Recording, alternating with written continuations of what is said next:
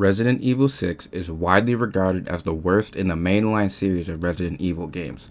When it was released back in 2012, it got terrible reviews by fans and critics alike, and nowadays is more known for having the box art that looks like a giraffe getting head. I'm not here to talk about any of that though. I'm here mainly just to talk about the game's gameplay mechanics in depth. This is because Resident Evil 6 might have the best third-person shooter action combat system in any game to date. The only comparable games I can think of are Vanquish and The Last of Us Part 2, but that's only because most third-person shooters play like Uncharted, Gears of War, or the Tomb Raider reboot. I'm not saying those games are bad, but they all have simpler game mechanics and rely more on the story, the cinematics, and presentation, rather than raw gameplay. Resident Evil 6, on the other hand, has a very deep and nuanced combat system that's more reminiscent of pure action games like Devil May Cry. If you're someone who's completely dismissed this game because you heard of how shit it is, this will definitely be an interesting video.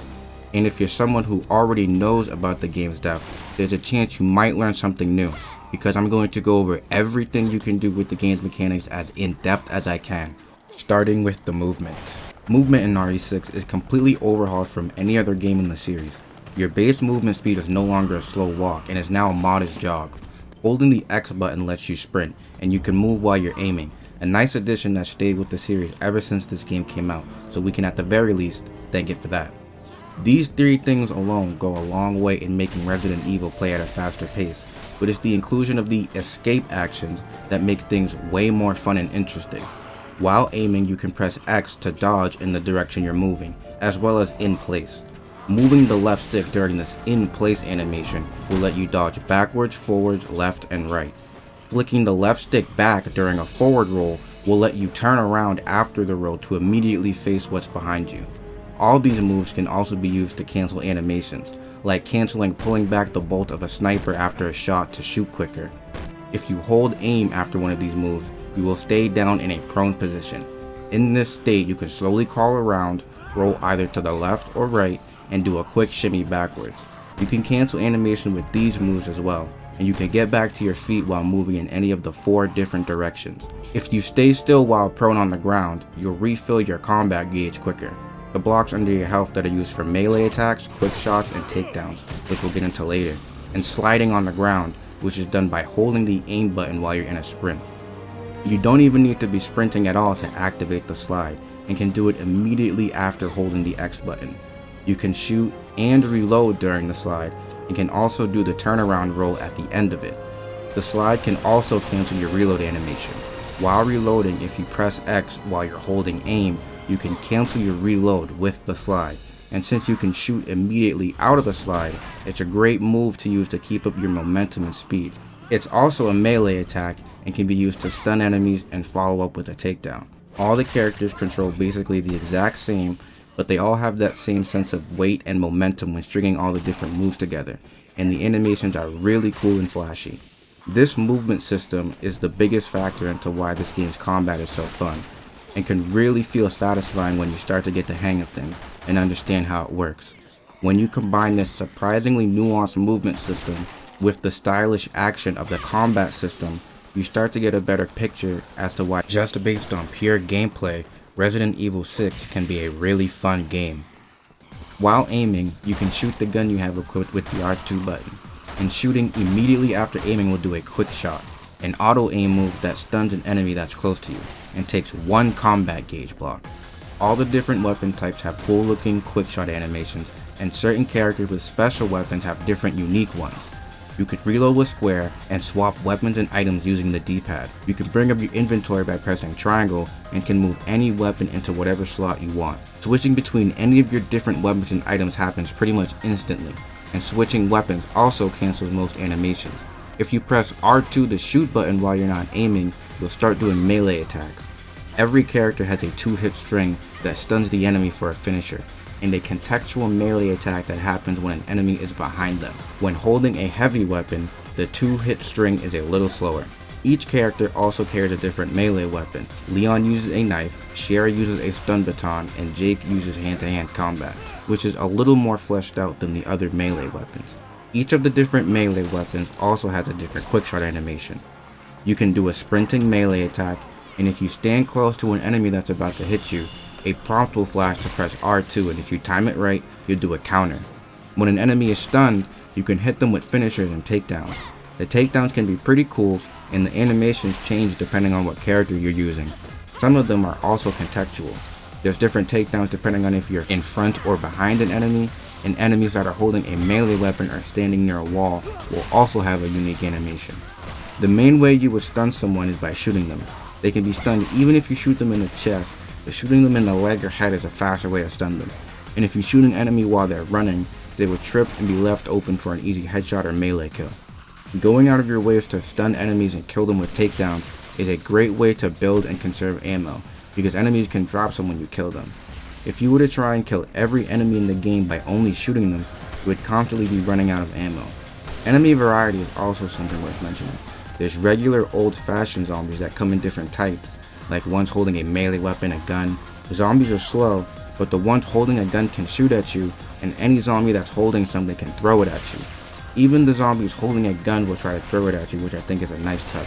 On top of zombies, there's also the infected, which act more just like really aggressive people.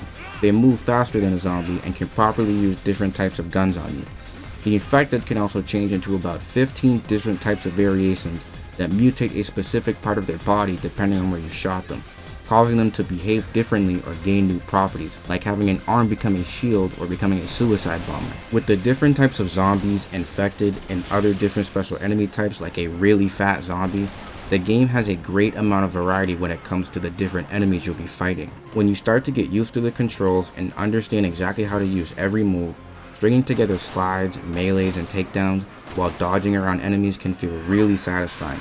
Weapons feel good and also have a nice variety, and takedowns look cool while having impact and weight to them. With the ability to cancel a bunch of animations with a lot of different movement options, there's a lot of room for freedom of expression and playing the way works best or looks the coolest to you. Resident Evil 6 really is extremely fun, and is definitely something worth playing if you like Vanquish or even character action games in general, especially since when it goes on sale anywhere, it's usually under $10. So were all the people that gave this game bad reviews back in 2012 completely wrong about this game? And were critics too harsh on the game without even fully understanding how its combat works?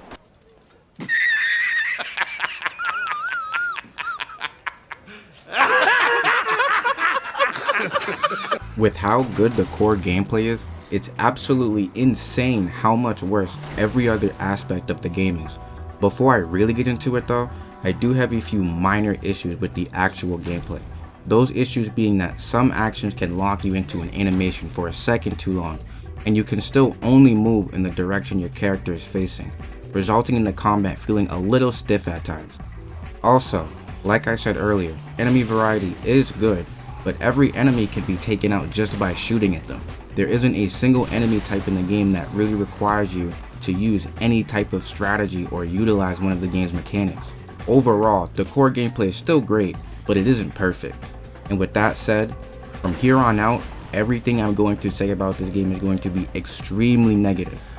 I'm not going to talk about the game's story much, and Resident Evil isn't well known for its story anyway, but to quickly summarize, the story is really boring and hard to follow, while being filled with a lot of very generic action movie moments and set pieces that were inspired by Call of Duty.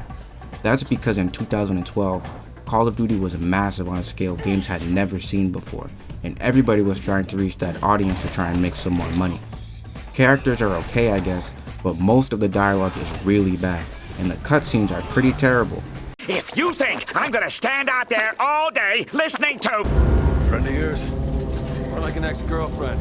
Guy doesn't know when to quit. Welcome to the club. You get used to it. Then you must have coral wedged in your frontal lobe. I'm a Kingdom Hearts fan though. I can very easily play a game while completely disregarding its story and skipping every single cutscene. The reason why Resident Evil 6 fails as an action game is because it's greatly lacking in the thing most important to games in that genre, its replayability. The main reason for that being the game is pretty long and separated into 4 different campaigns that all take place at the same time, just with other characters from different perspectives. This makes the pacing of the game horrible, And it's nice that every campaign has a unique HUD, but every character for the most part plays the exact same with a slightly different loadout. Having to basically start from scratch 4 times while revisiting a lot of locations and environments that can look like they came out of a Wii game at times. The worst part is when you actually just play the game though. The main 4 campaigns are really shitty and unfun. There's really no other way to say it. And to easily get my point across, I'm just going to show you a few examples of the kinds of missions and scenarios you'll play through in this game. In Chapter 1 of Ada's campaign, you need to run through a submarine as it's sinking and exploding behind you. Eventually, you get to a part where you need to turn a valve to open a path and get through. If you take too long in this area, you'll get a game over, which will most likely happen at least once on your first playthrough, because the game doesn't put any timer or hints that show that you even have a time limit. If you spend any time looking for items or collectibles, you will die, because you only have a small amount of time to get through the area.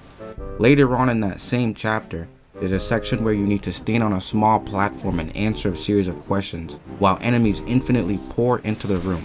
Most of them have guns, and one of the enemy types is a swarm of insects that can do an insane amount of damage, even on normal if you get caught. Halfway through Chapter 2, there's a boss fight where you team up with Leon and Helena. The boss fight herself is pretty simple, but there's this part during it where you need to slowly go down an elevator as Leon runs to the bottom to pull a lever. If you're playing by yourself, you can literally just stand and do nothing. Helping the AI Leon is just a waste of ammo, because the AI partners can never go down or die. After he pulls the lever, the elevator turns into a minecart. Then you spend over 2 minutes on this moving minecart dodging obstacles and fighting the boss.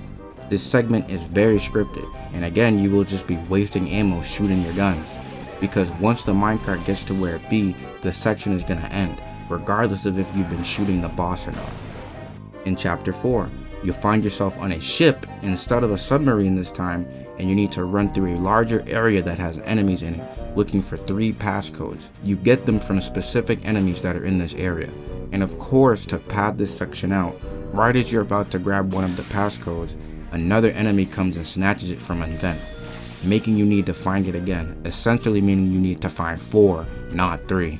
In Chapter 5, the last chapter of Ada's campaign, there's a really long section where you take control of a helicopter. When it's not moving on its own, it feels very clunky to control and is not really that fun to shoot. You spend some time fighting a bunch of helicopters, then you fight the boss helicopter, and after that you fight an actual boss in the helicopter. It's really drawn out, weird, clunky, and overall, again, not fun. Especially when just compared to being on the ground and shooting enemies with your guns. Moving on to a different character. In Chapter 1 of Jake's campaign, there's this really bad section where you get put in this really big open area with a giant monster. You need to take out a few enemies, then distract the monster as your teammates plant some bombs. You do this twice, then a second giant monster shows up and you need to basically kill them both. This is one of the worst sections in the entire game, and if you don't know what you're doing, it's very easy to just run around doing nothing, waiting for something to happen, all while enemies infinitely respawn in and shoot you with snipers. In Chapter 2 of Jake's campaign, similar to Ada's, you get put in an open area and are tasked with finding 3 of the MacGuffins. Even though you need to find 3 key items just like in Ada's campaign, they are placed in a way that make it so you can play through the level like a linear mission, and you can find all 3 items without really much backtracking. The big issue with this section is the map itself. Seemingly at random, a big snowstorm will show up, making it really hard to see anything. And worse than that is the ice hill you'll need to climb. This big hill that will make you fall down to the bottom if you get knocked to the ground while you're climbing it. This means that if you get hit or shot by a gun, you get sent to the bottom. If you try to dodge or slide while you're on the hill to avoid the bullets, that will also send you straight to the bottom. Combine that with a snowstorm every minute or 2, and you have another really not fun but also frustrating section of the game.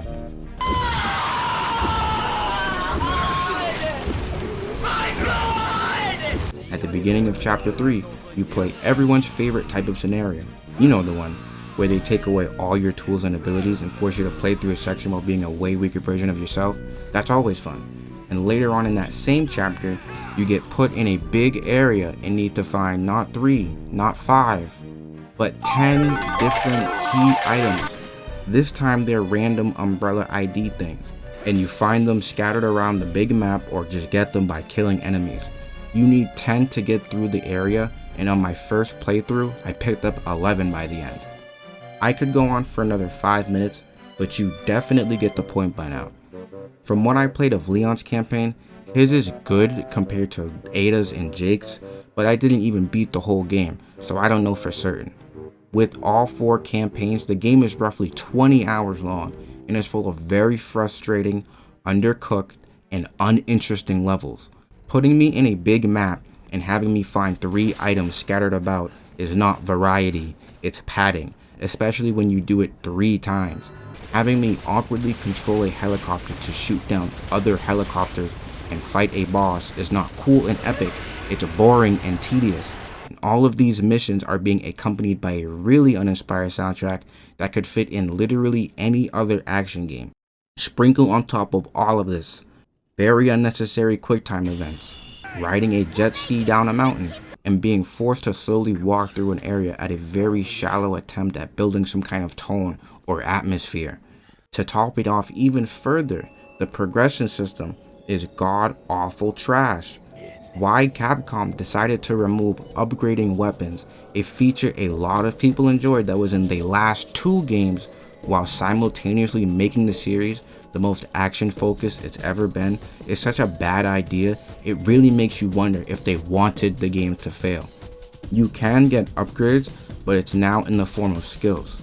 This would be a cool idea if it wasn't so bare bones. The reason for that is all the skills are just very superfluous. Increase gun damage, increase item drops, take less damage, stuff that helps but doesn't really make any impact in what you can do or how you can approach a fight. Especially because for some reason you can only equip 3 skills. 3! For the entire game from start to finish, that's it. By the time I was halfway through my second campaign, I had all the 3 skills I wanted and haven't changed any since. You can make up to 8 skill loadouts and switch them out mid-mission, but why would I? Am I really about to switch the 3 skills I have that barely do anything to the 3 skills that barely do anything that I like even less? There's barely even a reward for beating all 4 of the campaigns, even on a high difficulty. All you get are some skills that unlock infinite ammo for the different weapons, and you can start a new game plus when you beat any of the 4 campaigns. No extra weapons, no unique or different difficulty options, nothing. In the Mercenaries mode, an extra mode where you play for a high score that's been with the series since Resident Evil 3, you can unlock 1 separate costume for every character. These costumes are really nice looking and can completely change the look of the character and have some nice attention to detail.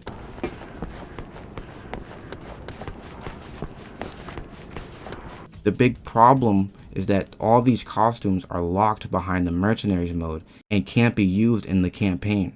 So if you wanted to replay the story with a different look, even despite how shit the game is, you can't even do that.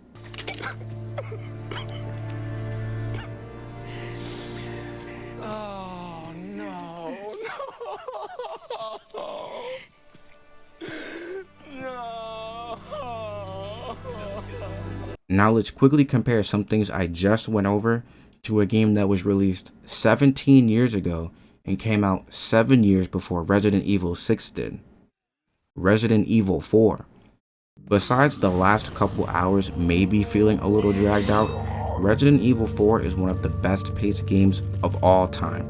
From the moment you control Leon to the end is a fun ride, with a nice gradual escalation in gameplay and environments with no hiccups along the way. Areas are simple and easy to navigate, but very atmospheric.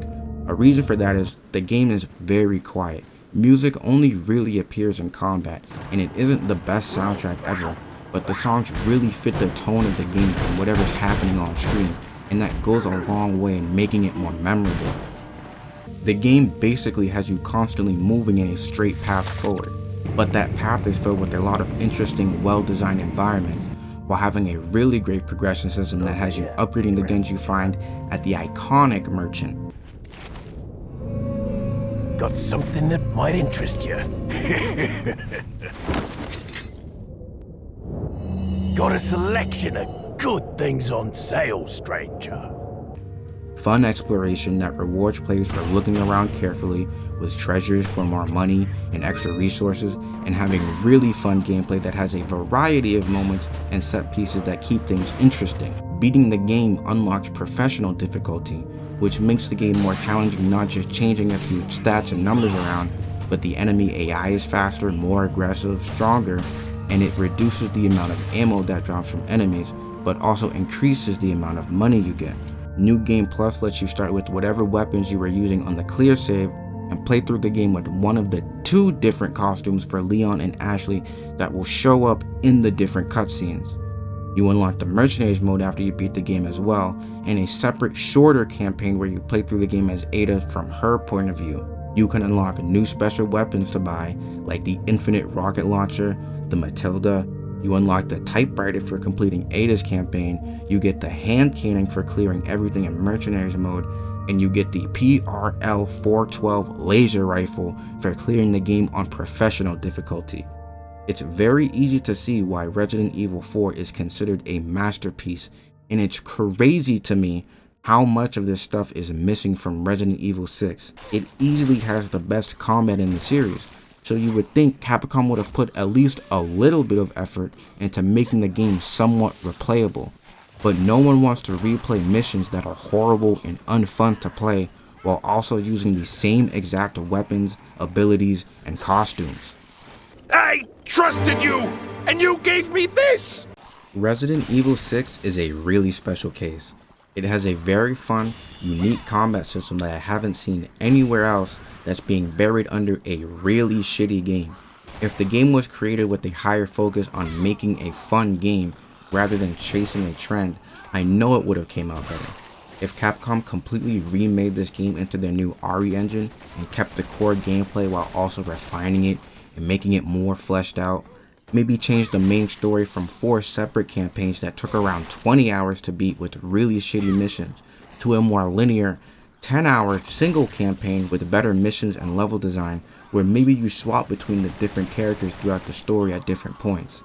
Add a lot more content by overhauling the progression system and adding a lot more unlockables like weapons and costumes.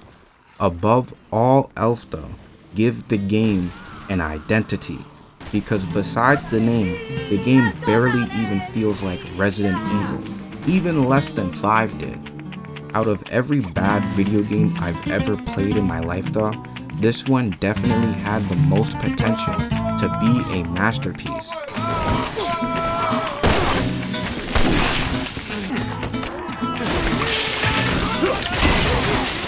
Well, I see that the president's equipped his daughter with ballistics, too. How rude!